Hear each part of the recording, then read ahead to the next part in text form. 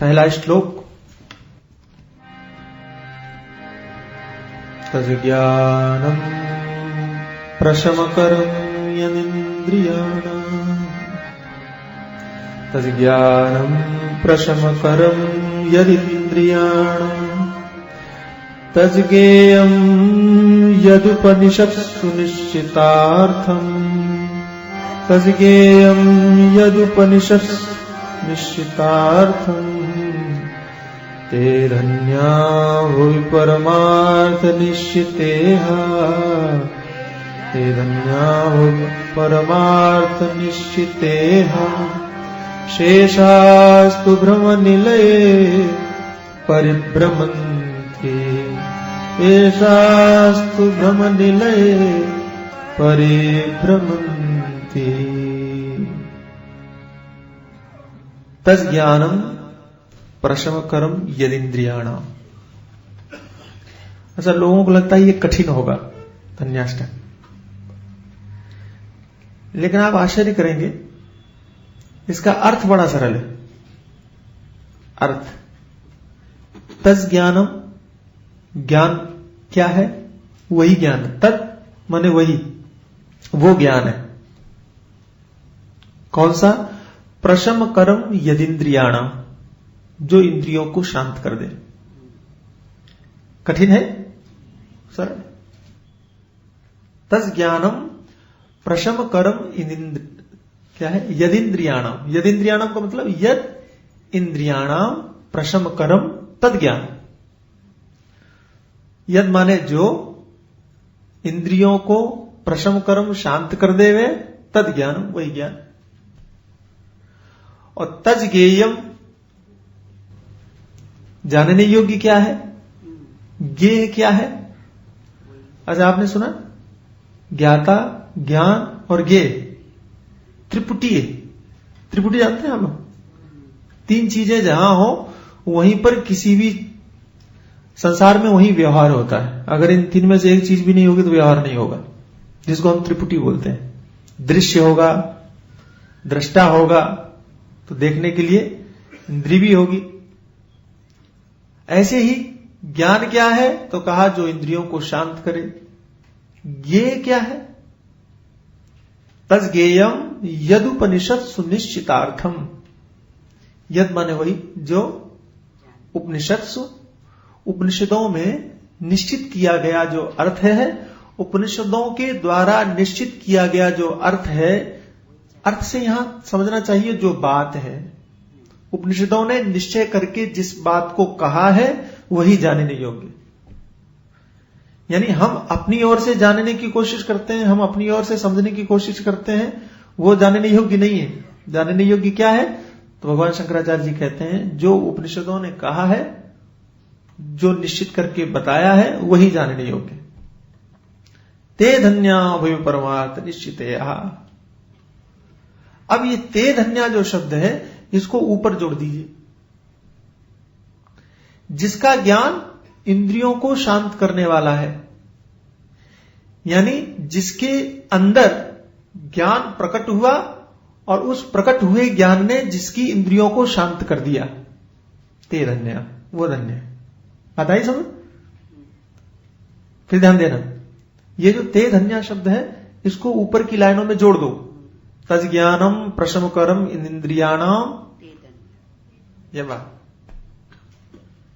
थोड़ा सा अर्थ वहां बदलेगा कि वो ज्ञान है जो इंद्रियों को शांत कर दे, ये अर्थ है। लेकिन ऐसा ज्ञान जिसके अंदर है वो धन्य है। वो ज्ञेय है जिसको उपनिषदों ने निश्चित किया है। उपनिषदों ने जो बताया है वही जानने योग्य है, और जिसने उसको जान लिया ते धन्य। ठीक है। अब बहुत बढ़िया बात कहते हैं, ते धन्या भुवि परमार्थ निश्चितेह। स्वाभाविक रूप से जिसके अंदर में ऐसा ज्ञान होगा, जिसके अंदर में ऐसा ज्ञेय पदार्थ होगा, यानी उपनिषदों का बताया हुआ तत्व जिसके अंदर में होगा, उसका व्यवहार अलग होगा। उसका व्यवहार आम नहीं होगा, सबकी तरह नहीं होगा, सबके जैसा नहीं होगा। जैसे कोई पढ़ा लिखा समझदार व्यक्ति हो तो वो अलग ही दिखता है, और मूर्ख हो तो वो भी अलग दिखता है। ऐसे ही जिसके अंदर में ऐसा ज्ञान हो, जिसके अंदर में ऐसी उपनिषदों का बताया हुआ विचार हो, उसका व्यवहार सामान्य नहीं होगा। तो परमार्थ निश्चितया का अर्थ है कि पारमार्थिक दृष्टि से ही वो व्यवहार करता है। वो भोजन कर रहा है, भोजन करता ही हुआ नजर आएगा, लेकिन उसका भोजन भी पारमार्थिक होगा। वो देख रहा है, आंखों से हम भी देखते हैं, लेकिन वो भी देखेगा, लेकिन उसका देखना पारमार्थिक हो जाएगा। मैं अभी बताऊंगा पारमार्थिक देखना क्या है, मैं अभी बताऊंगा कि पारमार्थिक सुनना क्या है, लेकिन उसका संपूर्ण जीवन पारमार्थिक होगा, संपूर्ण जीवन पारमार्थिक होगा। और जिसका है ते धन्या। शेषास्तु भ्रम निलये परिभ्रमंती। शेषास्तु, इसके अलावा जो भी हैं, जिनमें ये चीज नहीं है, संसार में जितने भी हैं, इनके अलावा भ्रम निलय, इस पूरी पृथ्वी पर सिर्फ और सिर्फ भ्रम में पड़े हुए हैं। भूल भुलैया बोलते हैं, भूल भुलैया का शिकार हैं। लखनऊ में भूल भुलैया देखा है आप लोग? भूल भुलैया, आप अंदर गए तो आपको पता ही नहीं चलेगा कि कहां जाए। मैंने सुना है कि अगर गाइड न हो तो आदमी वहां से बाहर नहीं निकल सकता, इतनी बुरी हालत। ऐसे ही यहां पर इस भूल भुलैया में अगर गाइड न हो, यहां बैठने वाले गाइड होते हैं, गाइड न हो तो यहां से कोई निकल नहीं सकता। यहां से निकलने के लिए भी गाइड की जरूरत है। अच्छा, बिना गाइड के कौन निकला है जरा बताओ हमको? यहां से कोई निकला है? कोई नहीं निकल सकता। ये इसका अर्थ है। लोगों को हमसे शिकायत रहती थी कि स्वामी जी श्लोक का अर्थ नहीं बताते हैं और सीधे सीधे व्याख्या शुरू कर देते हैं। तो हमने कहा चलो अब श्लोक का अर्थ बताएंगे फिर व्याख्या करेंगे। तो अब इसकी थोड़ी सी व्याख्या सुन लीजिए। तज ज्ञानम प्रशमकरम इंद्रियाणाम, ज्ञान वो है जो इंद्रियों को शांत कर दे। ये बात मुझे बहुत अच्छी लगी। ये ज्ञान की एक नई परिभाषा है। मैंने आपको कहा ना कि बात वही है, लेकिन कहने का ढंग बड़ा अद्भुत है, बड़ा प्यारा है। मैंने अभी तक, मैं अपनी बात कर रहा हूं, मैंने बहुत ज्यादा तो नहीं पढ़ा है, लेकिन ईमानदारी से कह रहा हूं ज्ञान की इतनी सुंदर परिभाषा मैंने नहीं पढ़ी। तज ज्ञानम यदिन्द्रियाणाम प्रशमकरम, कितनी प्यारी बात है। आप भी जानते हो कि ज्ञान किसे कहते हैं, मालूम है? वेदांत ज्ञान है, उपनिषद ज्ञान है, सद और असत विवेचन करना ही ज्ञान है। सत्य क्या है, असत्य क्या है, इसको जानना ही ज्ञान है, या जिससे ये जाना जाए वो ज्ञान है। ज्ञान का मतलब तो यही है ना कि कुछ और है। लेकिन भगवान शंकराचार्य जी कहते हैं तज ज्ञानम प्रशमकरम इंद्रियाणम। यहां ज्ञान की परिभाषा ही बदल दी है, बिल्कुल नया अर्थ है, बिल्कुल अलग अर्थ है। और अर्थ नया होते हुए भी पुराने में ही घटित होगा, लेकिन एकदम बढ़िया है। ये किसके लिए अर्थ है बताएं आपको? ये उनके लिए है जो साधक है, जो आगे बढ़ना चाहते हैं। मैंने कल कहा ना आपको कि एक वो लोग हैं जो सिर्फ सुनना चाहते हैं, एक वो लोग हैं जो बढ़ना चाहते हैं, जो कुछ करना चाहते हैं। जो करना चाहते हैं ये उनके लिए अर्थ है। तज ज्ञानम यदिन्द्रियाणाम प्रशमकरम। मैं हमेशा एक बात मानता हूं, संसार का कोई भी व्यक्ति ऐसा नहीं है जो सच्चाई से वाकिफ न हो। कल हम चर्चा कर रहे थे, पता नहीं किस बात की, ऊपर कमरे में, और बड़ा अच्छा लग रहा था। ऊपर नहीं, नीचे, मैं अक्सर भूल जाता हूं। तो बात थी कि लोग समझते नहीं है। तो मैंने कहा कि गलत बात, समझते नहीं है ऐसा नहीं है, लोग समझते हैं, समझना चाहते नहीं। दोनों में फर्क है। एक है कि किसी में बुद्धि नहीं है, समझ ही नहीं है, और दूसरा है समझ तो है लेकिन चाहता नहीं है। तो सामने वाले ने पूछा कि क्यों नहीं समझना चाहता? उनका इसलिए क्योंकि उसे डर है कि समझ में आ जाएगा तो ये छूट जाएगा। ये बड़ी प्यारी बात है। इसलिए हम, अच्छा, उसने कहा नहीं स्वामी जी समझ में नहीं आया। हम कहा कि देखो, दुनिया में कौन सा ऐसा व्यक्ति है जिसे ये नहीं पता है कि वो मरने वाला है? कोई है ऐसा? जिसे भी समझ है थोड़ी सी, वो सब ये जानते हैं कि एक दिन ऐसा आएगा ये शरीर छूटेगा, लेकिन फिर भी 100 वर्ष की अवस्था के बाद में भी इसको बचाने की कोशिश करते हैं। समझ में आई बात? अंतिम समय तक भी चेष्टा करते हैं कि करो कोशिश, शायद। हमें इससे कोई चिढ़ नहीं है कि कोई बचे, हम तो चाहते हैं सब बचे, क्या परेशानी। लेकिन मैं हमेशा कहता हूं कि आप बचना क्यों चाहते हैं ये बताओ। भावनगर, जामनगर या भावनगर में भूल जाता हूं, कोई है एक नगर, और वहां मैंने एक सज्जन को देखा कि वो कैंसर से पीड़ित थे, बहुत उम्र हो चुकी थी, लगभग 70 वर्ष की उम्र हो चुकी थी, पूरा ये जल गया था। क्या वो रेडिएशन क्या करते हैं वो, हाँ, पूरा पूरा जला दिया, काला काला एकदम। उस घाव को देख करके मैं छोटा ही था, घबरा गया। मैं कहा ये बाप रे बाप, और जिसको ये सहन करना पड़ रहा होगा उसकी क्या हालत होगी। छोटा था, महात्मा ही था मैं, तो जब गए तो वहां चर्चा चलने लगी, बोले महाराज ये ठीक हो जाए। तो छोटा होने के बाद में मैं थोड़ा बोलता हूं, तो मैंने कहा कि ठीक हो जाए, मान लो ठीक होने के बाद ये करेंगे क्या, ये बताओ हमको, ये आप हमको समझा दीजिए कि अगर ये व्यक्ति स्वस्थ हो जाए, मेरी बात समझना, लाखों रुपए आप खर्च कर चुके हैं, कोई महात्मा कृपा कर भी दे, कोई संत इसको ठीक कर दे, तो ठीक होने के बाद ये करेंगे क्या, वो आप हमको समझाओ। तो किसी ने जवाब नहीं दिया, क्योंकि जवाब किसी के पास नहीं था। मैंने कहा कि मुझे माफ करना, लेकिन एक बात बताइए आप हमको कि अगर ये व्यक्ति ठीक हो जाए और ये कहे कि ठीक होने के बाद में सिर्फ और सिर्फ हम भगवान का भजन करेंगे, ये शरीर जो हमको मिला है इस शरीर का हम सदुपयोग करेंगे, इसके अलावा हम कुछ नहीं करेंगे, तो शायद ये ठीक हो जाए। लेकिन ठीक होने के बाद वही दुनिया, वही संसार, वही देखना, वही सुनना, वही खाना, वही पीना, वही सोना, अगर वही करना है तो बहुत कर चुके, 70 साल बहुत कर लिए, तुम्हारा पेट नहीं भरा है, अगले 20 साल भी जिंदा रहोगे तो भी तुम्हारा पेट भरेगा नहीं, इससे तो अच्छा है कि चले जाओ, वही ठीक है। क्यों जी रहे हो? इंदौर की एक और घटना बताएं, मैं बता भी चुका हूंगा, लेकिन ये घटनाएं हमको वैराग्य दिलाती हैं। लोग कहते हैं कि किताबों से वैराग्य होता है, मैं कहता हूं कि संसार से वैराग्य होता है। देखो तुम, देखने की शक्ति, दृष्टि चाहिए। गुरुजी के साथ में था और इंदौर में एक माता जी को देखा, बाप रे बाप क्या शरीर उनका, मोटा तगड़ा, भयानक मोटा, और पैसे वाली, धनाढ्य। लेकिन आप आश्चर्य करेंगे कि वो कुछ नहीं खाती थी।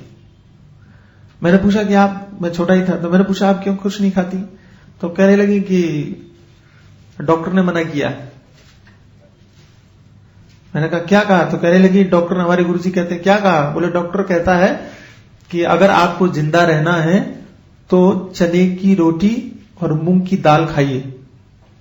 चने की रोटी और मूंग की दाल, ये उन्होंने कहा, मैंने सुना। तो मैंने गुरुजी से पूछा, उन्होंने कहा स्वामी जी एक बात बताइए, ये जिंदा रहना चाहती हैं, किस लिए? इतना मोटा शरीर। लोग पैसा इकट्ठा करते हैं, लोग धन कमाते हैं, लोग इसलिए धन कमाते हैं कि सुखी रहें। आदमी पैसा कमाता है कि वो संसार के पदार्थों का भोग कर सके, है ना, इसलिए तो पैसा कमाते हैं, सुख सुविधाओं का भोग कर सके। जब पैसा कमा लेता है, जीवन भर पैसा कमाने में चला जाता है, जीवन भर पैसा इकट्ठा करने में चला जाता है कि भोगेंगे, तब भोग नहीं पाता है। और जब पैसा इकट्ठा हो जाता है तो डॉक्टर मना कर देता है, खबरदार जो तुम गद्दे के ऊपर सोए, खबरदार जो तुमने मीठा खाया, खबरदार जो तुमने आइसक्रीम खाई, खबरदार। कमाया किस लिए था? तो मैंने गुरुजी से पूछा, मैंने ये जिंदा रहना चाहती किस लिए? इसका कोई उत्तर नहीं। क्यों जीवित रहना चाहते हो? अच्छा, वो अगर चने की रोटी खा रही हैं तो इसका मतलब है कि उनकी इच्छा है कि वो जीवित रहें। एक सज्जन हमने कहा कि प्रसाद लीजिए, तो कहने लगे नहीं स्वामी जी ये मीठा है। हमने कहा तो क्या हुआ? बोले डायबिटीज है, हमको शुगर है। मैंने कहा बहुत अच्छी बात है कि मुझे नहीं है, लेकिन एक बात बताऊं, अब मुझे हो भी जाएगी तो मैं मीठा नहीं छोड़ो। क्यों छोड़ो? जीवन का आप, मेरी आज तक समझ में नहीं आया, मैं आपसे पूछता हूं, अगर आपकी समझ में आया हो तो हमें समझा दीजिएगा। महात्मा आप बन नहीं रहे हैं और संसार के भोग नहीं रहे हैं, डॉक्टर भोगने नहीं दे रहे हैं, तो जी के कर क्या रहे हो? ये तो समझाओ। मिठाई खाते नहीं हो, नमक खाओगे तो बीपी हाई हो जाएगा, नमक भी छोड़ दिया।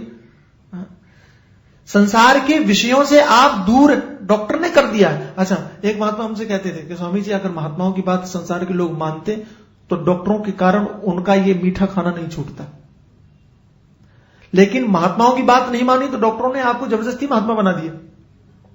बेरूखा खाओ, बेस्वाद खाओ, इस तरीके की बात है। कुछ भी हो, लेकिन यह समझना चाहिए कि आखिर हम कहां हैं, कर क्या रहे हैं, ये विचार करो। मैं आपको कह रहा था, दुनिया का एक भी व्यक्ति ऐसा नहीं है जो ये न जानता हो कि हमारी मृत्यु नहीं होगी, शरीर छूटेगा नहीं। छूटता है, लेकिन हम इस बात को समझना चाहते नहीं। संसार का एक भी व्यक्ति ऐसा नहीं है जो ये न जानता हो कि जो हमको दिख रहा है इसके अलावा भी कुछ है। जानता है कि नहीं जानता? सब जानते हैं। वो भले ही माने ना, लेकिन अंदर से ये स्वीकार करता है कि जो दिख रहा है ये अंतिम सत्य नहीं है, इसके अलावा भी कुछ है जो हमारे हाथ में नहीं है, जो किसी के हाथ में नहीं है। सब जानते हैं। थोड़ा सा विचार करो, थोड़ा सा। मैं इस बात को मानता हूं कि जो सत्संग करते हैं उन्हें ही ये बात समझ में आती है कि दिखने वाली चीज सत्य नहीं है, नश्वर है, समाप्त हो जाती है, खत्म हो जाती है। ये पुस्तक हमारे पास है, ये आज है, 10 दिन बाद, 20 दिन बाद, 10 साल बाद नहीं रहेगी। संसार का सब पदार्थ, संसार के सब पदार्थ ऐसे ही छूट जाएंगे। और इस बात को और पुष्ट करने के लिए आपको याद दिलाना चाहूंगा कि दूसरे के घर में हुई हानि को देखकर हमारा ज्ञान जागृत हो जाता है।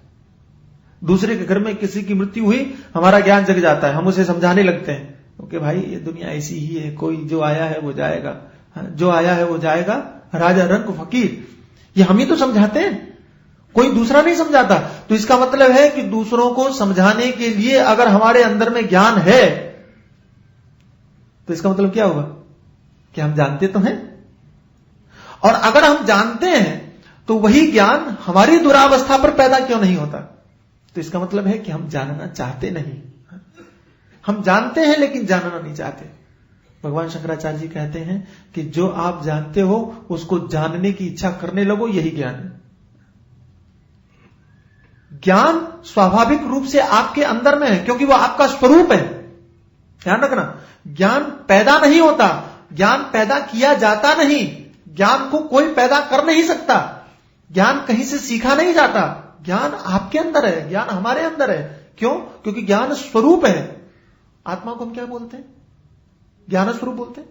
ज्ञान स्वरूप है, चैतन्य है वो। चैतन्य का सच्चिदानंद बोलते हैं ना, सच्चिदानंद स्वरूपाय सच्चिदानंद। तो चिद का मतलब ही होता है ज्ञान। तो वो जो आत्मा है जो आपके अंदर है वो ज्ञान स्वरूप है। इसका मतलब ज्ञान तो है ही आपको। तो फिर मुक्ति क्यों नहीं है? क्योंकि उसको ज्ञान, उस ज्ञान को आपने व्यवहारिक नहीं। इसको कैसे समझो, जैसे जो टॉर्च होती है ना, उसमें प्रकाश है, ठीक है, लेकिन प्रकाश होने के बाद में भी आपका अंधकार वो दूर नहीं कर रही।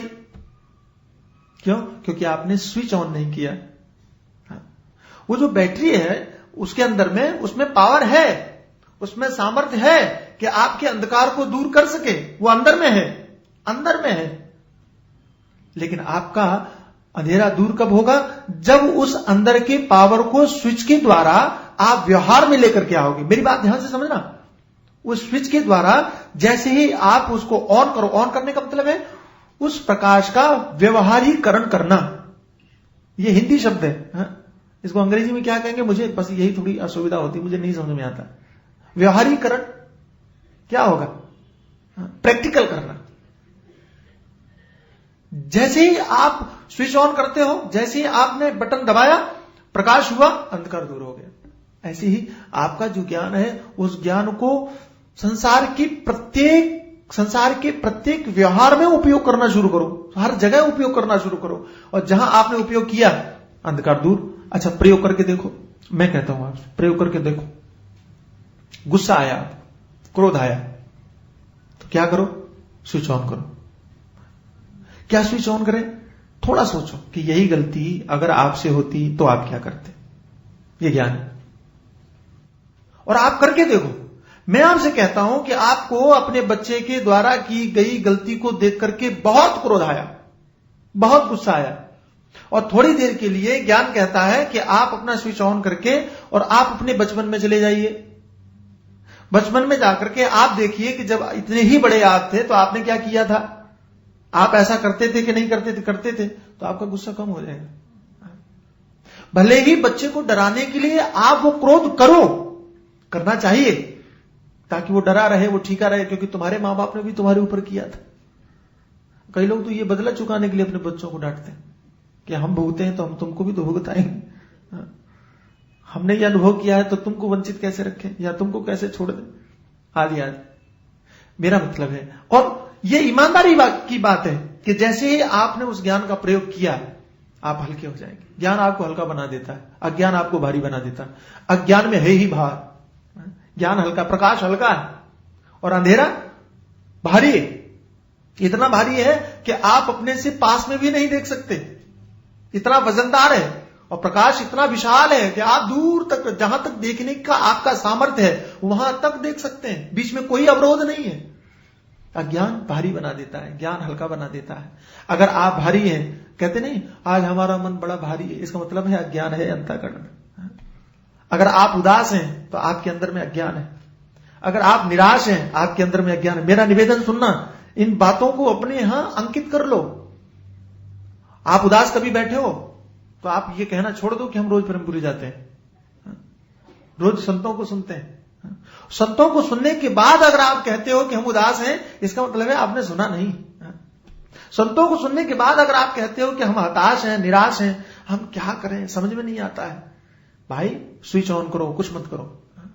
प्रकाश जो परमात्मा ने तुमको दे रखा है, जो ज्ञान की अजस्र धारा तुम्हारे अंदर बह रही है। मैं कल कह रहा था कि अजस्र धारा इस पथ पर बह रही है।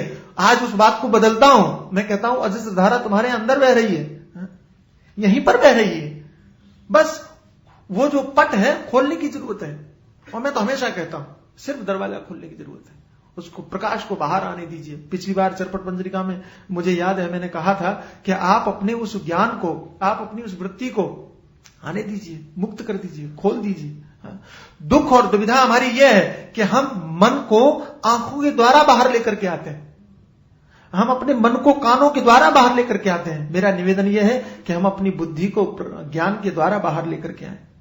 हम अपनी बुद्धि को, हम अपने मन को कान के द्वारा लाते हैं ना, नहीं, कान लेकर के जाते हैं हमारे मन को, आंख लेकर के जाती है। और मैं कहता हूं कि आप ज्ञान को साथ में ले, जैसे छोटे बच्चे को आप रोड पर अकेले नहीं जाने देते हैं, आप साथ में रखते हैं क्योंकि ये चंचल है, कहीं किसी गाड़ी के नीचे ना आ जाए। ऐसे ही इस मन को अकेले मत जाने दो, ज्ञान रूपी एक बुजुर्ग को साथ में रखो, वो उस मन को संभाल के रखेगा। तुम संसार में कहीं भी भ्रमण करो, कोई एक्सीडेंट का खतरा नहीं, अगर ज्ञान रूपी बुजुर्ग तुम्हारे मन के साथ में। मन बच्चा है, मन चंचल है, कहीं भी भटक सकता है, कहीं भी परेशान हो सकता है। और अगर उस मन रूपी बच्चे के साथ आपका ज्ञान साथ में है, कहीं भी भटकने की कोई संभावना नहीं। न इंद्रियां भटकेंगी, न मन भटकेगा। अब इसको पढ़िए, तज्ज्ञानम प्रशमकरम इंद्रियाणाम। ज्ञान वो है जो इंद्रियों को शांत करता है। इसका मतलब क्या हुआ, ज्ञान बुजुर्ग है, मन बच्चा है, ज्ञान मन को संभाल करके रखेगा। यहां ऐसा मत समझना। देखो दो चीजें होती हैं और दोनों बहुत स्पष्ट समझ लेना। एक होता है आंख को बंद करना, ठीक है, कान को बंद कर, आंख को बंद कर, हम देखेंगे ही नहीं, कान को बंद कर, हम सुनेंगे ही नहीं। ये ज्ञान नहीं है, ये दमन है, ये शमन है, ये जबरदस्ती किया जा रहा है। भगवान शंकराचार्य जी महाराज यहां संकेत करते हैं, अगर आप ध्यान दो तो उनका कहना यह है कि अगर आपको संसार से विरक्त होने के लिए आंख बंद करने की जरूरत पड़ी तो इसका मतलब है ज्ञान अभी नहीं है, ज्ञान का प्रकाश नहीं है। ज्ञान तो वह है कि आंख खुली हो और तुम्हें डर ना हो। ज्ञान तो वह है कि कान खुला हो लेकिन तुम्हें डर ना हो, भय ना हो। मेरी बात समझ में आई? जबरदस्ती करना, हठयोग करना, वो एक साधना है और ये सिद्धि है। तज्ज्ञानम प्रशमकरम इंद्रियाणाम। वहां इंद्रियां अपने आप शमन, कैसे, जैसे देख लीजिए छोटा सा बच्चा है, उसके सामने आप चॉकलेट रख दीजिए तो वो चॉकलेट के प्रति, मैं अभी पढ़ रहा था, बहुत अच्छा लग रहा था मुझे कि किसी ने मुझे एक पुस्तक दी है और बड़ा अच्छा लग रहा था। तो कहा कि एक छोटा सा बच्चा, गांव में अगर आपने कभी देखा हो, शायद ही गए हो, तो वहां गुड़ बनता है और गुड़ में से भी साफ करते करते कुछ गंदगी बच जाती, जिसको वो लोग सीरा टाइप का कुछ बोलते हैं गांव में, सिरका ऐसा कुछ बोलते हैं। मुझे बिल्कुल पसंद नहीं, गांव के लोग बड़ा पसंद करते हैं, बहुत अच्छा लगता है, खट्टा मीठा जैसा होता है। और वो गाड़ी में, ट्रक में भर करके लोग ले जाते हैं। मुझे बहुत अच्छा लग रहा था, मैं पढ़ रहा था। और गाड़ी में भर के ले जाते हैं तो कहीं अगर उस ट्रक में कहीं छेद हो तो वो बूंदें नीचे गिरती हैं। गांव के बच्चे जब देखते हैं कि वो जा रहा है, जो बूंदें गिरती हैं उसको हाथ में लेकर के चाटते हैं और उसको बड़े आनंद की अनुभूति होती है। क्या बात है, समझ में आया? गुड़ निकालने के बाद जो उसका मैल बचता है, उस मैल की बूंद, एक बूंद लेकर के मुंह में रखते हैं तो उनको लगता है आहा क्या बात है, परमानंद की अनुभूति होती है, उसकी तरफ आकर्षित होते हैं। और अगर 2-4 बूंदें इकट्ठी मिल जाएं तो उनको लगता है वो दुनिया में यही सुख है, इससे बड़ा और कुछ नहीं। लेकिन यही चीज अगर पेड़ा, मिश्री, रसगुल्ला वो सामने रखा हो और फिर वही बूंदें अगर लाई जाए, फिर वही सिरका लाया जाए, तो उनमें कोई अर्थ रहेगा? उसमें कोई आकर्षण रहेगा? उनको देखने का भी दिल करेगा? उनको खाने की तो बात छोड़ दीजिए, देखने का भी मन नहीं करेगा। यही ज्ञान। जिस समय आपको महत्तम चीज समझ में आ जाए, आपको बड़ी चीज समझ में आ जाए, तो छोटी के प्रति आप उदास हो जाते हैं, उपराम हो जाते हैं, महत्व ही नहीं रहता। एक होता है कि आपको अपनी इंद्रियों को खींचने की जरूरत पड़ रही है, खींचना पड़ रहा है, मैं कहता हूं कि वो ज्ञान नहीं है। तब तक, जब तक इंद्रियों को खींचना पड़ रहा है, तब तक वो साधना है, तब तक वो साधक है। जहां स्वतंत्र हो जाए, छूट जाए सब कुछ, जैसे बड़े बड़े महापुरुषों के विषय में हमने सुना है, जैसा कि आपने सुना है, आपने दर्शन किया है, जानते हैं कि वो बैठे हैं, कोई फिक्र नहीं है, कुछ भी हो रहा हो, आसपास कुछ भी हो रहा हो, कोई फिक्र नहीं है, कहीं पर भी हो। चाहे उनको रामकृष्ण परमहंस के विषय में मैंने सुना कि उनको पथभ्रष्ट करने के लिए किसी ने उनके सामने एक वेश्या को भेज दिया और उनके कमरे में वेश्या को भेज दिया। मजे की बात ये हुई, और जब रामकृष्ण परमहंस वहां गए तो देखा कि उनके कक्ष में पहले से बैठी हुई थी पथभ्रष्ट करने के लिए, और उसने निवेदन किया, अपना स्वभाव, अपना भाव निवेदन किया। अब रामकृष्ण ने क्या किया? उसकी गोदी में लेट गए और गोदी में लेट के कहते हैं, मां तुम किसी भी रूप में आओ, मैं तुम्हें पहचान लूंगा। क्या ये ज्ञान है, ये सहजता है। आप जहां भी हो, ये एक उदाहरण है, ये एक उदाहरण है। आप कहीं भी रहो, किसी भी अवस्था में।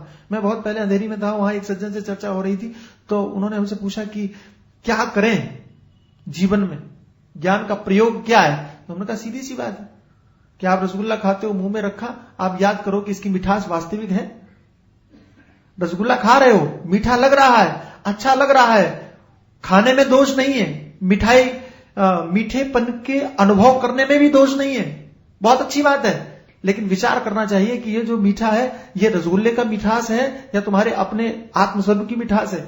इसका जो आनंद है वो तुम्हारा अपना आनंद है कि रसगुल्ले का आनंद है, ये विचार करना है। जैसे कि मैंने आपको कहा कि हम छोटे थे और गुरुजी के साथ में थे, गुरुजी हमको गीता का 5वां अध्याय पढ़ा रहे थे और उन्होंने हमको पढ़ाया, नमे किंचित करोमीति युक्तो मन्ये तत्त्ववित् पश्यन् शृण्वन् स्पृशन् जिघ्रन् नश्यन् गच्छन् स्वपन् श्वसन् प्रल्पन् विसृजन् गृह्णन् निर्मिषन् निमिषन् इंद्रियाणि इंद्रियार्थेषु वर्तन्ते इति धारयन्। ये श्लोक पढ़ा रहे थे, इंदौर में थे हम लोग, और बड़े बढ़िया तरीके से पढ़ाया और कहने लगे देखो संसार में हर जगह पर, हर समय पर खाते हुए, पीते हुए, चलते हुए, लेते हुए, देते हुए, आते हुए, जाते हुए सदैव याद रखो कि मैं कुछ नहीं करता हूं। हम लोगों ने सुन लिया, पढ़ लिया, याद कर लिया बच्चों की तरह। कल स्वामी जी पूछेंगे, गुरु जी पूछेंगे, मैं बता दूंगा कि भगवान ने क्या कहा है, ये क्या है, ये कहा है, ज्ञान क्या है, ये है, याद कर लिया। तो हम क्या सोच रहे थे कि स्वामी जी अगले दिन जब क्लास होगी तब पूछेंगे तो हम बता देंगे, पूरी तैयारी थी हमारी। हम एक भक्त के घर पे गए, बढ़िया खीर खा रहे थे, बड़ा आनंद आ रहा था, और गुरुजी पूछते हैं कि बेटा ये बताओ कि ये जो खीर खा रहे हो, ईमानदारी से बोलना कि खीर खाते समय तुमको नमे किंचित करोमीति याद रहा कि नहीं? सिर पकड़ लिया। क्या ये बिल्कुल सच बात बता रहा हूं, सिर पकड़ लिया। अच्छा, दूसरों ने कहा, अब पूछ रहे हैं हमसे, और दूसरों ने कहा उसको याद है, उसको याद है। मैंने कहा सही बोलूं, मुझे बिल्कुल याद नहीं। याद तो छोड़ दो, हमको ये कल्पना भी नहीं थी कि आप यहां पूछोगे, हम तो सोच रहे थे कि कल पूछोगे, और कल पूछोगे तो कल के लिए याद है। मैंने क्या कहा कि स्वामी जी कल के लिए याद है। अगर आप ये पूछो कि भगवान ने क्या कहा है, उसका क्या अर्थ है, तो उसकी व्याख्या मैं कर सकता हूं, लेकिन खाते समय उसका अनुभव करना है, यह तो हमने सोचा ही नहीं था। तो स्वामी ने कहा कि उसमें लिखा क्या है वो तो पढ़ो। अच्छा देखो कितनी प्यारी बात है, ये मैं अपनी गलती बता रहा हूं, आपकी नहीं। नमे किंचित करोमीति युक्तो मन्ये तत्त्ववित्, ये मैं पढ़ रहा हूं, मैं क्या कर रहा हूं, याद कर रहा हूं, रट रहा हूं, मुझे याद है। लेकिन ऐसे याद होने का क्या अर्थ है कि न मैं किंचित करोमीति, मैं कुछ भी नहीं करता हूं, ये जहां याद करना चाहिए वहां याद नहीं आ रहा है। भगवान शंकराचार्य जी कहते हैं ज्ञान को व्यवहार में जब तुम इस तरह निश्चयात्मक रूप से लेकर के आओ तब वो ज्ञान है। जब प्रकाश तुम्हारे जीवन में हो तब वो ज्ञान है तुम्हारे। अच्छा, मैंने विचार किया कि संसार में लोग दुखी क्यों हो रहे हैं?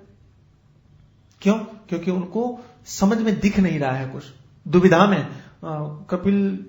कपिलोपाख्यान में माता देवहूति ने बड़ा स्पष्ट कहा है कि हम इस अंधकार में घिर गए हैं, हमें नजर नहीं आ रहा है, हमें समझ में नहीं आ रहा है, पता ही नहीं चल रहा है। और ये हम सबकी समस्या है, खाली देवहूति की समस्या हो ऐसा नहीं है, हम सबकी समस्या है।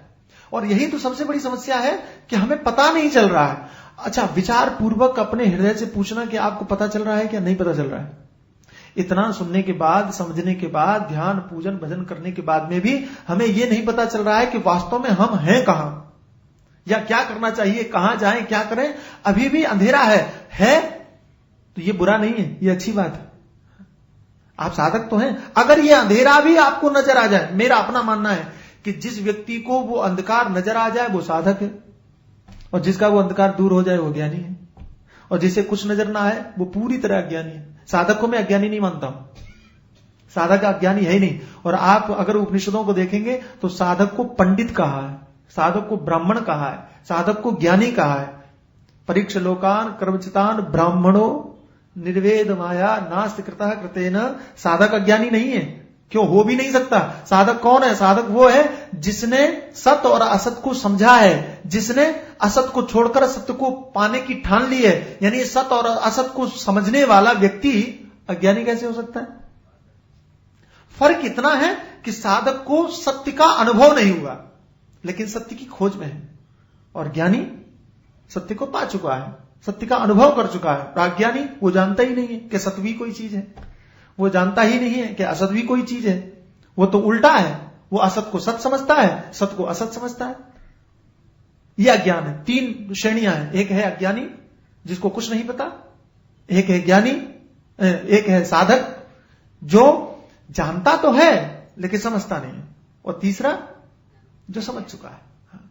तो ज्यादातर सत्संग करने वाले लोग, ज्यादातर अध्यात्म में प्रवेश करने वाले लोग, ज्यादातर हम में से सभी ज्यादातर कौन होते हैं? साधक होते हैं। तो आप अपने आप को अज्ञानी कभी मत समझना, आप अपने आप को संसारी कभी मत समझना, क्योंकि आप ये जानते हो, आप ये समझते हो कि एक सत्य है एक असत्य है, खोज कर रहे हो, चल रहे हो, वो उसको जानने की अभिलाषा है इसलिए तो यहां आते हो, कुछ जानने की अभिलाषा है इसलिए तो यहां इकट्ठे होते हो। इतनी संख्या में अगर सुबह सुबह आप आ जाते हो तो इसका मतलब है कि कुछ तो है, इसलिए आप अज्ञानी नहीं हो। और अगर आपको कोई अज्ञानी कहे तो मानना भी मत, स्वीकार ही मत करना, क्योंकि शास्त्र की बात है, आप पूरी तरह से साधक हैं। लेकिन ज्ञानी तब होंगे जिसको जानने की अभिलाषा है वो प्रकट हो जाए, प्रकाश हो जाए, जितनी भी दुविधाएं हैं, जितने भी संशय हैं वो जितने समाप्त हो जाए। तज ज्ञानम प्रशमकलम इंद्रियाणाम, सीधा सा अर्थ है आपकी इंद्रियों को शांत न करना पड़े, शांत पे हो जाए। हमारे गुरु जी कहते हैं वैराग्य क्या है? रमण महर्षि को मैं पढ़ रहा था तो किसी ने पूछा क्या संसार के पदार्थों का त्याग वैराग्य है? रमण बोले त्याग के त्याग का भी नाम वैराग्य, त्याग के अभिमान का त्याग ही वैराग्य। तुमने त्याग किया, ये जो अभिमान है इसको भी छोड़ दो, वो वैराग्य। इंद्रियों को शांत करने की जरूरत न पड़े। हमारे गुरु जी कहते हैं आंख खोल करके ध्यान करना अगर तुम्हें आ गया तो तुम ज्ञानी हो। हमारा वेदांत आंख बंद करके, कमरा बंद करके ध्यान करना नहीं सिखाता कि आप शांत कर दो, शोर शराबा नहीं होना चाहिए, डिस्टर्ब नहीं होना, ये शब्द ही नहीं है, डिस्टर्बेंस ये शब्द ही नहीं है, विक्षेप। हमारे गुरु जी कहते हैं दुनिया के किसी भी पदार्थ का सामर्थ्य नहीं है कि वो हमारे चित्त में विक्षेप पैदा कर सके, हमारे अंदर में शोर पैदा कर सके। कान खुले होने के बाद में भी और तुम्हें संसार के शब्द न सुनाई पड़े अथवा संसार के शब्द तुम्हें आकर्षित न कर सकें, तब तुम ज्ञानी हो। और आपने कई बार अनुभव किया होगा कि आप कोई चीज सोच रहे, पढ़ रहे हो, और पढ़ते पढ़ते कोई व्यक्ति आ गया, आपको पता ही नहीं चला। तो कान तो खुले थे, आपने बंद तो नहीं किया था, आंख तो खुली थी, आपने बंद तो नहीं किया था, लेकिन आप वहां थे नहीं। ऐसी ही जिस समय पर संसार में कहीं पर भी जाओ, एक सज्जन बोले कि एक बात बताइए कि संत जो होता है, संत क्या संसार के पदार्थ उसको आकर्षित नहीं करते? मैंने कहा इसको थोड़ा अलग से देखने की जरूरत है। तो कहने लगे क्या? हमने कहा कि एक बात बताओ, आपकी बहन हो और आप उसको देखें, तो आपकी बहन को देख करके आपके मन में वासना पैदा होगी? मेरे हिसाब से तो नहीं होना चाहिए। आप अपनी मां को देखो, उसको देख करके आपको वासना पैदा होगी? तो कहने लगे नहीं। मैंने कहा कि है तो वो भी स्त्री, है तो वो भी लड़की जिसे हम कहते, फिर वासना क्यों नहीं पैदा होगी? तो कहने लगे क्योंकि विचार बदल गया। हमने कहा बस ये महात्मा का विचार वहीं से बदल जाता है। जहां उसका विचार अंदर से बदला, संसार में कहीं पर भी जाए, किसी भी जगह जाए, वो फंस नहीं सकता, कहीं पर भी नहीं फंस सकता। निकलेगा, बाजारों से निकलेगा, कहीं पर भी जाएगा, लेकिन फंसेगा नहीं, चिपकेगा नहीं। भ्रमण करना, जाना, खाना पीना, रहे कहीं भी, कुछ असर नहीं पड़ेगा। प्रशम कर्म, क्योंकि वो ज्ञान इंद्रियों को शांत कर देता है, क्योंकि वो ज्ञान इंद्रियों को आनंदित कर देता है। एक महात्मा से मैं सुन रहा था, उन्होंने कहा कि ज्ञानी की इंद्रियां संसार के पदार्थों में आकर्षित क्यों नहीं होती? तो उन्होंने कहा कि ज्ञान जिसको हो गया है, आत्मानंद से ही उनकी इंद्रियां इतनी आनंदित हो चुकी होती है कि अलसा जाती। मेरी बात समझ में है? जैसे किसी कुत्ते को खूब खिला दो तो वो सो जाता है, बात है, बच्चे को खूब दूध पिला दो तो क्या करता है वो? उसका चांचल्य समाप्त हो जाता है। बच्चा शैतानी कर रहा हो, खूब दूध पिला दीजिए तो क्या करेगा वो? सो जाएगा। तो बोले यहां जो वेदांती है, यहां जो ज्ञानी है, यहां जो आध्यात्मिक पुरुष है, यहां जो चिंतन करने वाला है, जब चिंतन करता है, मैंने बड़ी बढ़िया बात पढ़ी थी कि वो सुना दूं आपको तो आपको जल्दी समझ में आएगा। कि एक सज्जन हमसे कहने लगे कि स्वामी जी ये कथा करते हो उसमें तो बड़ा पैसा खर्च होता है। हमने कहा हाँ बिल्कुल सही, बहुत पैसा खर्च, मंडप लगाइए तो फिर क्या बोलते हैं माइक लगाइए तो दुनिया भर का खर्चा होता। बोली ये पैसा बर्बादी करना क्या अर्थ है? इससे तो अच्छा है कि भिखारियों को रोटी दे दो, तो वो ज्यादा बढ़िया है। कम से कम किसी के पेट में अन्न तो गया। तो ये पैसे की बर्बादी है, वो पैसे का सदुपयोग है। मैंने कहा कि आपको पैसे की बर्बादी देखना, जिनको आप रोटी खिलाओगे उसकी बर्बादी अगले दिन देखना, वो मल ही बनेगा, उसका कोई अर्थ नहीं है। आप इस बात को गलत मत समझना, आप हकीकत समझना। हमने कहा कि कथा सुनाना, सत्संग करना ये पैसे की बर्बादी नहीं है। तो ध्यान दो, ये सबसे बड़ा परोपकार है, सबसे बड़ा उपकार है। आपको पता है कि ज्ञानी व्यक्ति के शरीर में, विज्ञान भी इस बात को मानता है, किसी भी व्यक्ति के शरीर में हजारों की संख्या में जीव हैं। हमारे शरीर और नसों में रक्त जो बह रहा है, उस रक्त में न जाने कितने जीव हैं। यहां एक जीव तो प्रमुख है, समझो एक देश है, ये क्षेत्र मित्र विधीयते, ये एक देश है ये, और इस देश में न जाने कितने जीवात्मा, करोड़ों की संख्या में, भारत में जितने होंगे ना उतने सब तुम्हारे शरीर में होंगे। 1 अरब बोलते हो ना, सब इसी में होंगे। हाँ? और यहाँ का राष्ट्राध्यक्ष तुम हो, जीव हो। हाँ? एक महात्मा से मैंने सुना कि जिस समय पर व्यक्ति को ज्ञान होता है, जिस समय पर व्यक्ति को बोध होता है और मस्त होता है, आपको पता है कि उसके रक्त में रहने वाले जितने जीव हैं उन सबका उद्धार हो जाता है। उद्धार होने का अर्थ है मुक्त नहीं होते, वे सब मनुष्य बनते हैं।